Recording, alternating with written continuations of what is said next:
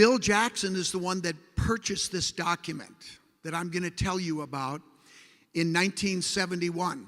In 1994, Bill Jackson realized that he was dying from arterial sclerosis and Parkinson's disease, so he sold this Templar document to the Vatican. I know, I said the same thing. But let me just tell you this, Bill is not stupid, or was not stupid, so hold that thought. In 2000, Bill passed away, and Don inherited all of Bill Jackson's research, all of his artifacts, and all of his documents that his son had in 2004. Now the story begins, the document story begins in 1968. And this is Bannerman Island. It's in the Hudson River, about an hour north of Manhattan. And it's called Bannerman Island because it was owned by a Scottish arms dealer named Francis Bannerman, who used to sell arms to whoever would buy from him. He sold both to the North and South during the Civil War, and then his son sold weapons to whoever would buy during World War I.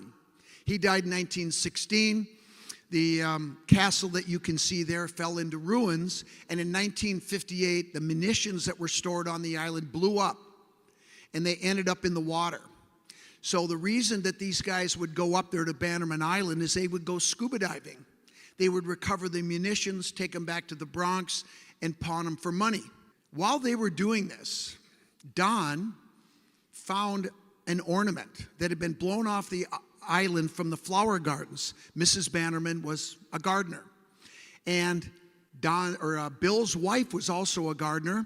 So what he did is he gave them to her, and she put them in their garden. Now this is 1968. A year later, their 5-year-old son, Mark Jackson, was playing in the garden, grabbed one of these ornaments, knocked it off, hit the ground, it broke open. And there were 2 artifacts inside of it. One was a clay tube about 4 inches long, about 1 inch in diameter, that is sealed with beeswax on both ends. And inside were 2 parchments. These parchments right here. And you see that script? That is ancient Theban script that was used by the Knights Templar to encrypt documents with secret messages. Now, hold that thought on there for a second because I want you to hold that thought. We're going to come back to this. The other artifact that was inside the ornament was this brass disc, and Don's holding it right there. We interviewed him standing at the spot where he found it on the eastern shore of the river. It got blown a 1/4 mile away. That's how big the explosion was. Now, inside that metal, we call it the brass disc, were little metal inserts that had etchings on them. And one of the words that was inscribed was the name Onteora. Onteora is the old name, going back 2,000 years, of North America. This led him on a long pilgrimage in Europe and eventually to Rome, where he was offered the Cremona Document from a very prominent family, Italian family, the Benvenuto family.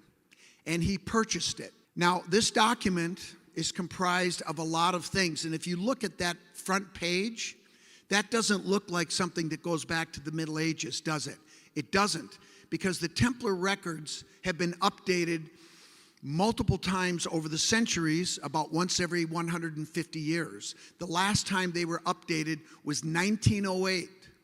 So what you're looking at is something that's a little over 100 years old. Now that cover page has a Latin phrase. It says, Veritas vas liberabit. Who knows what that means? Anybody?